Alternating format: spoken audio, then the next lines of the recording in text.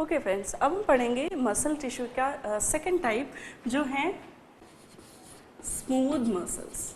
ठीक है, smooth muscles को इनवॉलेंट्री मसल्स भी कहा जाता है। क्यों? क्योंकि इन्हें हम अपनी इच्छा अनुसार जो है कॉन्ट्रैक्ट नहीं कर सकते, इसलिए इन्हें कहते हैं इनवॉलेंट्री मसल्स। इनको जो है ऑटोनॉमिक नर्वस सिस्टम की सप्लाई होती है और ये हमारे जो है नॉलेज के बगैर जो है ये इनकी फंक्शनैलिटी चलती रहती है। जैसे फॉर एग्जांपल मैंने आपको बताया था कि जो हमारी जो है एक्टिविटीज़ होती है जो हमारी जानकारी के बगैर होती रहती है, जैसे कि पेरिस्टल्सिस मूवमेंट ऑफ एलिमेंट्री कैनाल, तो दैट इज इनवॉलेंट्री एक्टिविटी, हम चाहे ना चाहे वो होती रहती है, तो स्मूथ मसल्स जो है वहाँ पर पाई जाती हैं। ठीक है, इसे साथ ही नॉन स्केलेटल कहते हैं क्योंकि स्केलेटन से ये नहीं जुड़ी हुई होती, तो नॉन स्केलेटल मसल्स भी इन्हें कहा जाता है। ठीक है, अब ये स्मूथ मसल्स जो है कहाँ कहाँ पाई जाती हैं, तो ये सभी जो हैं इन्हें विसरल मसल्स पे कहा जाता है क्योंकि ये विसरास पे, ऑर्गन्स पे जो है पाई जाती हैं। ठीक है, तो विसरल मसल भी इन्हें कहा जाता है। ठीक है, तो पोजीशन जो है इनकी वेरियस ऑर्गन्स में जो है इनकी पोजीशन रहती है। ठीक है, वेरियस ऑर्गन, ठीक है, यूट्रस, यूरिनरी ब्लैडर, स्टमक, ठीक है, आर द फ्यू एग्जाम्पल। ठीक है, साथ ही जो ब्लड वेसल्स होती हैं उनमें भी ये मसल्स होती हैं, ब्लड वेसल्स, और उसके साथ ही जो हेयर की जो मसल्स होती है जिसे कि एरेक्टर पेलाई कहते हैं, it is a kind of smooth muscle. ठीक है, साथ ही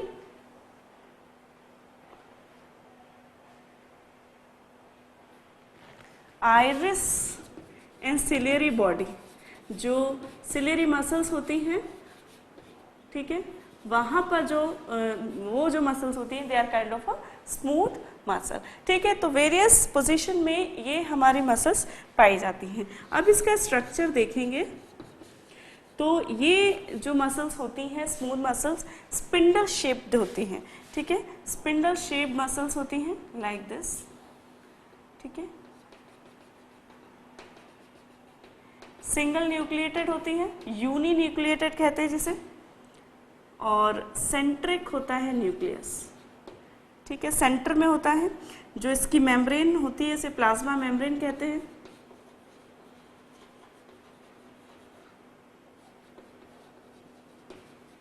ठीक है, तो इसका स्ट्रक्चर हम देखते हैं, तो ये जो है कंपैरेटिवली स्मॉल होती है एज कम्पेयर टू जो हमारी स्केलेटल मसल्स है उससे काफ़ी छोटी होती है। तो इसकी जो लेंथ है वो 0.02 से 0.05 मिलीमीटर तक इसकी लेंथ होती है, और जो कि उसकी जो थी स्केलेटल मसल्स के फाइबर के अराउंड 40 मिलीमीटर लेंथ होती है, जबकि इसकी उसके कंपैरिजन में काफ़ी कम होती है इनकी लेंथ। ठीक है, तो they are comparatively smaller, longitudinal tapering end होते हैं इसके। ठीक है, टेपरिंग एंड्स होते हैं, आप देख सकते हैं कि दोनों जो एंड हैं मसल फाइबर के वो टेपर्ड हैं। ठीक है, तो this are the tapering end, taper हो रहे हैं। ठीक है, तो both the end are tapering. ठीक, longitudinal tapering end, smaller in size, इसमें जो actin and myosin filament present रहते हैं बट रैंडमली रहते हैं। ठीक है, फिलामेंट्स प्रेजेंट रैंडमली, ऐसे कोई उसका पर्टिकुलर मैनर नहीं होता, जैसा कि हमने देखा था स्केलेटल मसल्स में। ठीक है, इसकी जो कवरिंग होती है मायोफिब्रिल की, that is called the plasma membrane. जो मसल फाइबर है उसे मायोफिब्रिल भी हम कह सकते हैं, मसल प्लाज्मा मेम्ब्रेन। ठीक है, उसके बाद ठीक है, तो ये स्ट्रक्चर देखा हमने, इसका जो ठीक है अरेंजमेंट कैसे होता है, तो शीथ में, लेयर्स में जो है ये जो मसल्स होती है शीथ में या लेयर्स में जो है ऑर्गन्स को जो है कवर करके रखते हैं, ऑर्गन की शीथ में या लेयर्स में ये मसल्स रहती हैं। ठीक है, और ठीक है, ये सभी स्ट्रक्चर हमने देखे।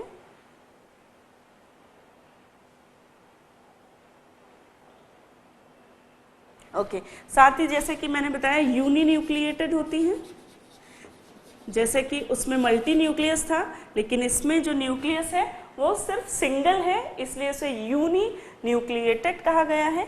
और जो माइटोकॉन्ड्रिया या जो सार्कोसोम्स होते हैं and glucose granules are less in number.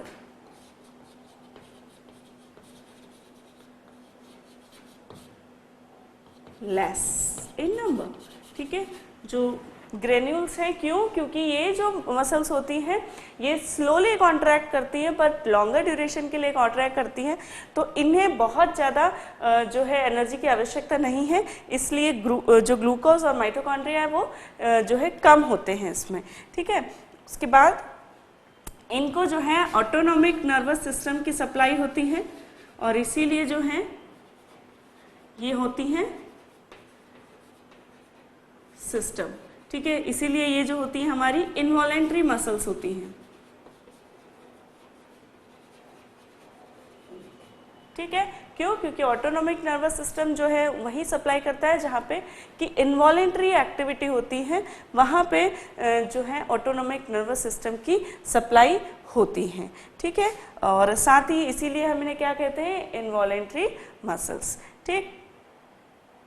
Okay, तो ये सभी हमने इसके फीचर्स देख लिए स्मूथ मसल्स के।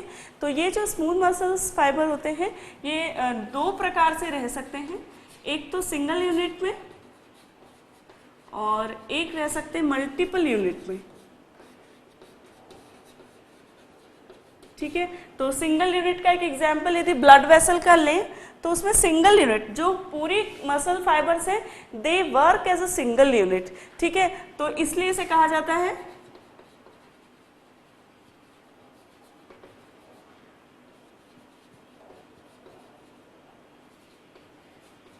और इसीलिए एक बार में जो है पूरे सभी मसल फाइबर्स में कॉन्ट्रैक्शन होता है, ठीक है। तो यदि हम इस प्रकार जो है, ठीक है, एडवेंशिया रहती है और बीच में जो है मसल फाइबर्स की इस प्रकार लेयर होती है, किसमें? जो ब्लड वेसल्स होती है उसमें। यदि ट्रांसवर्स सेक्शन हम देखें तो ये जो है जो मसल लेयर्स होती है this is the smooth muscle, ठीक है। तो ये स्मूथ मसल्स की एक लेयर होती है और फिर अंदर जो है एंडोथीलियम रहती है जो कि काइंड ऑफ एपिथेलियल टिश्यू है। तो ठीक है, इस प्रकार ब्लड वेसल्स में जो मिडिल लेयर होती है मसल लेयर की, मसल फाइबर की, वो एक एग्जाम्पल है सिंगल यूनिट का। सिंगल यूनिट में जो सभी मसल फाइबर्स होते हैं वो एक ही समय में जो है एक सिंगल यूनिट की तरह काम करते हैं और जब वो कॉन्ट्रैक्ट करते हैं तो सभी एक साथ कॉन्ट्रैक्ट करते हैं। मल्टीपल यूनिट का एक एग्जाम्पल है कि all the muscle fibre act as a single unit, multiple unit या एक इंडिविजुअल यूनिट की तरह सभी मसल फाइबर काम करते हैं, एक्ट एज इंडिविजुअल यूनिट। और इंडिविजुअल यूनिट के कारण क्या होगा कि अलग अलग काम करेंगे, ठीक है। इसका एक एग्जांपल है जो इरेक्टर पिलाई, जैसा कि मैंने बताया था हेयर की जो मसल होती हैं, ठीक है, वो इस प्रकार रहती हैं and they all work as a single unit, ठीक है। तो they all work as a single unit। तो ये जो है हमारी इरेक्टर पिलाई है जो कि हमारी स्किन में डर्मिस में रहती हैं और वो एक स्मूथ मसल है और इस जब ये कॉन्ट्रैक्ट होती है तो जो हेयर्स होते हैं वो भी इरेक्ट हो जाते हैं। तो ये जो है इसीलिए इसे इरेक्टर पिलाई कहते हैं, ठीक है। तो ये जो है एक एग्जाम्पल है मल्टीपल यूनिट का। अब टाइप ऑफ कॉन्ट्रैक्शन यदि देखें हमारे स्मूथ मसल में तो स्लो कॉन्ट्रैक्शन स्लो रेट पे होता है बट फॉर लॉन्ग ड्यूरेशन, ठीक है। एंड जो फटिग होता है डिलेड फटिग जो होता है मसल्स का वो बहुत डिलेड होता है, बहुत जल्दी जो है मसल्स नहीं थकती, क्योंकि जो कॉन्ट्रैक्शन है वो स्लोअर रेट पे होता है और लॉन्गर ड्यूरेशन के लिए होता है, इसलिए मसल्स जो है वो जल्दी फटिग नहीं होती एज कंपेयर टू द हमारी स्केलेटल मसल्स। ठीक है, तो ये हमने देखा स्मूथ मसल्स, और स्मूथ मसल्स में जो है डिफरेंट एग्जाम्पल्स हमने देखे। आइरिस और सिलियरी बॉडी, जो हमारी एकोमोडेशन, जब हम देखते हैं पास का और दूर का, तो उसको एकोमोडेट करने के लिए हमारी आइरिस और सिलियरी मसल्स जो है हमें काम करती हैं, and they are kind of a smooth muscles. ठीक है, तो erector pili is the hair की जो डर्मिस में मसल्स होती हैं। ठीक है, यदि एकदम से यदि हम किसी कारण से डर जाएं, ठीक है, या बहुत ज़्यादा कोल्ड में वो कॉन्ट्रैक्ट होती है और हम कहते हैं कि भाई रोंगटे खड़े हो गए, तो that is because of the erector pili muscles. ठीक, तो this is all about the smooth muscles और इनवॉलेंट्री और नॉन स्केलेटल और विसरल मसल, जो कि विसराज में पाई जाती है, और डिफरेंट फंक्शंस जो विसरा के होते हैं उनमें स्मूथ मसल्स का बहुत इंपॉर्टेंट रोल है। ओके, यहाँ एक और बात मैं बताना चाहती हूँ कि जो लार्जेस्ट स्मूथ मसल है वो यूट्रस की मसल्स है। ठीक है, that is called the largest smooth muscle.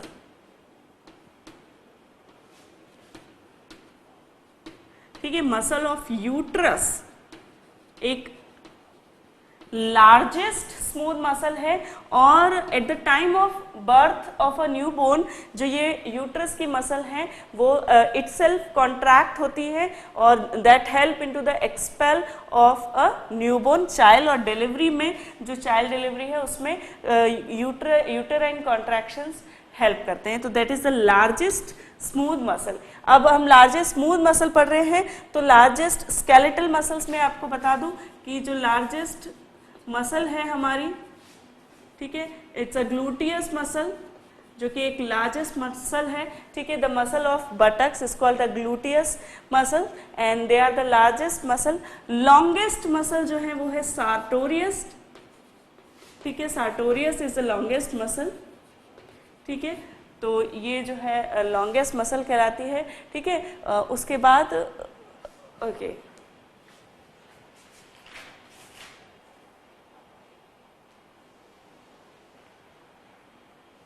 While the strongest muscle जो है हमारी बॉडी में वो कहलाती हैं jaw muscle. Strongest muscle of our body is called the jaw muscle. ठीक है, तो ये जो जॉ मसल होती है they are the strongest muscle. अब लार्जेस्ट पढ़ लिए तो स्मॉलेस्ट भी हम पढ़ते हैं, तो smallest muscle of our body is stapedius muscle of middle ear. ठीक है, stapedius muscle of middle ear.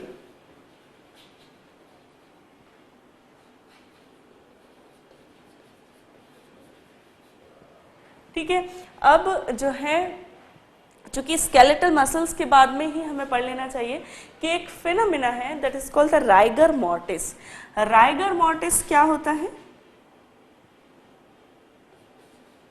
Rigor mortis जो है आफ्टर द डेथ, ठीक है, आफ्टर द डेथ जो मसल्स होती है स्पेशली स्केलेटल मसल्स, वो जिस पोजीशन में रहती हैं वो उसी पोजीशन में जो है फिक्स्ड हो जाती हैं। ठीक है, आपने देखा होगा कि यदि किसी व्यक्ति की डेथ जो है इस प्रकार हुई है तो उसके हैंड्स जो है, उसके लिम्स जो है वो इसी प्रकार रहेंगे, तो that is called the rigor mortis. और ये जो है वो उसमें फिक्स्ड हो जाती हैं, हार्ड हो जाती है muscle. After the 2 hours of death जो है ये राइगर मॉर्टिस का फिनोमेना स्टार्ट हो जाता है और बॉडी की जो मसल्स है वो हार्ड होना स्टार्ट कर देती हैं। ठीक है, राइगर मॉर्टिस की ही तरह एक और फिनोमेना है जिसे कि वाइगर मॉर्टिस कहते हैं। वाइगर मॉर्टिस जो है जब मसल्स में एटीपीज की कमी होने लगे तो जो मसल्स हैं वो कॉन्ट्रैक्ट होने लगती हैं, जिसे कि वाइगर मॉर्टिस कहते हैं। That is due to the deficiency of ATPs. क्या होता है कि जब मसल कॉन्ट्रैक्ट होती है तो उसे रिलैक्स होने के लिए भी एटीपीज की ज़रूरत होती है, और यदि ये एटीपीज ना हो तो वो जो है टेम्पररी कॉन्ट्रैक्शन में जा सकती है muscle. That is called the vigour mortis, या टिटेनी भी इसे कहा जाता है। ठीक है, तो दैट इज द 2 फिनोमिना जो कि आपको पता होने चाहिए। ठीक है, तो ये हमने पढ़ा स्मूथ मसल्स के बारे में। अब हम पढ़ेंगे the next type, that is the cardiac muscle.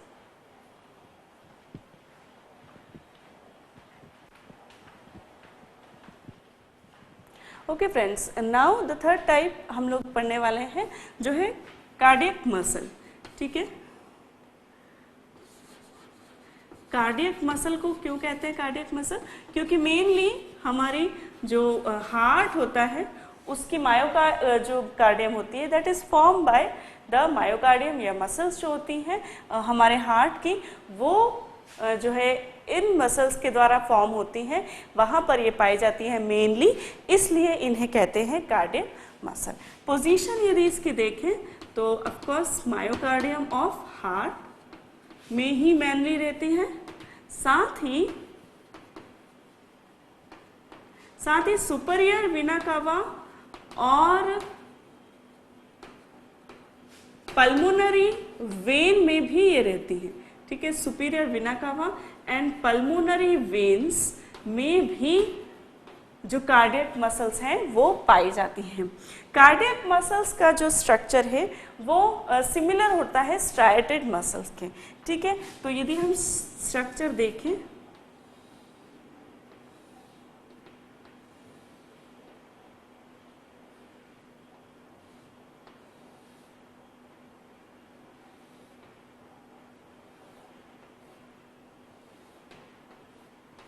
ठीक है, तो इस प्रकार जो है वो स्ट्रक्चर होता है।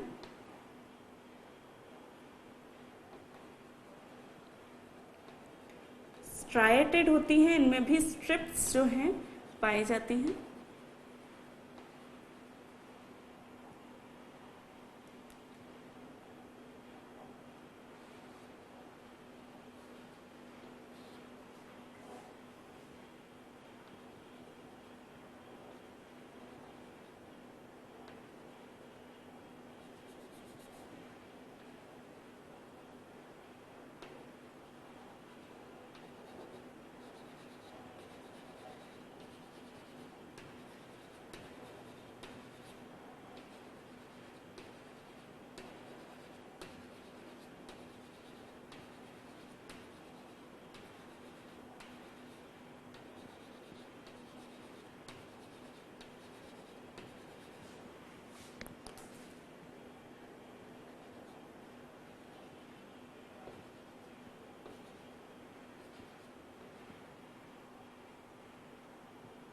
ठीक है, तो इस प्रकार जो ये हमारी मसल सेल्स होती हैं ये, ठीक है, सार्कोलेमा होती है इसमें आउटर लेयर। ठीक है, स्ट्राइएटेड होती हैं, इसीलिए they resemble the skeletal muscles. Nucleus जो है इसका सिंगल होता है एक सेल में, सो दे आर यूनिन्यूक्लिएटेड। ठीक है, तो similar structure of skeletal muscle, तो वो स्ट्रक्चर जो कि स्केलेटल मसल से रिजेंबल करते हैं वो कौन से हैं? ठीक है, तो सबसे पहला स्ट्राइएटेड, ये जो मसल्स होती हैं ये स्ट्राइएटेड होती हैं। ठीक है, और इसमें ग्लाइकोजन एंड माइटोकॉन्ड्रियाज जो हैं वो काफी नंबर में होते हैं, एबंडेंट होते हैं। ठीक है, ठीक है, और स्ट्राइएटेड होती हैं। ठीक है, तो उसमें जैसे स्ट्रिप्स मिलती हैं इसमें भी स्ट्रिप्स जो है वो पाई जाती हैं। ठीक है,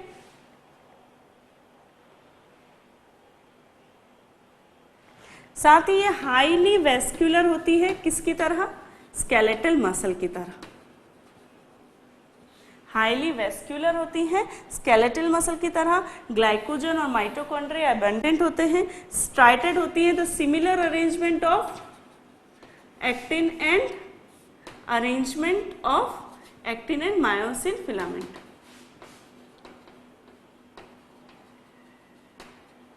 ठीक है, तो एक्टिन और मायोसिन का सिमिलर अरेंजमेंट इसमें देखने को मिलता है। अब कुछ स्ट्रक्चर जो हैं वो स्मूथ मसल के हैं इसमें, तो वो क्या है?